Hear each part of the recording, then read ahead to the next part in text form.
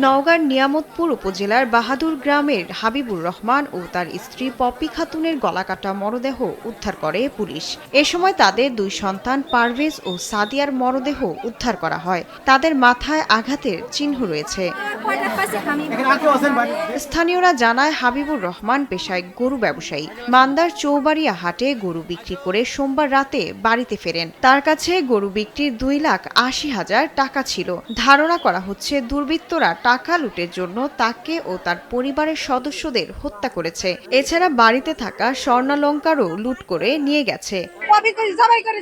এটা আর পায়জামাটা নিচে নামে আছে। এখানে আমি অত আগে নিয়ে দেরি করি। এইটা ঘরের মধ্যে যেটা পড়ে আছে, এইটা কাইটা এইটা ফাঁক হয়ে চলে গেছে। আর ভিতর পাড়াটা তো নিচে পড়ে আছে, ওইটা কাপড় চোপড় দিয়ে ঢাকা রাখছে। আর বাচ্চাগুলো একটা এদিক দিয়ে বেড়ে গেছে, ওদিক দিয়ে বেড়ে গেছে। এবারে গলা কাটা ফেলা ছিল, আর ওর বউ পালা যাবার লাগে গেছে হয়তো রাত্রে, যাতে রেস্টুরেন্ট পাড়াতে এখানে বুঝতে এখানে চলে ফেলা দিচ্ছে। আমি আর শাসি ফাঁসি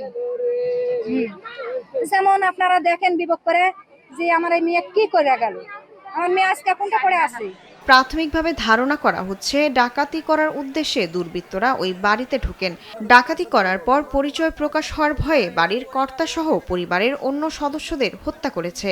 খবর পাওয়ার সাথে সাথে আমি ঘটনাস্থলে এসে পৌঁছে আমি দেখতে পারি 4টি ডেড বডি।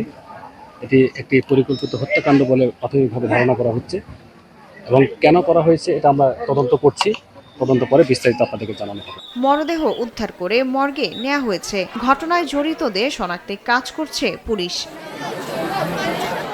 শায়লা খান, নিউজ ডেস্ক, দেশ টিভি।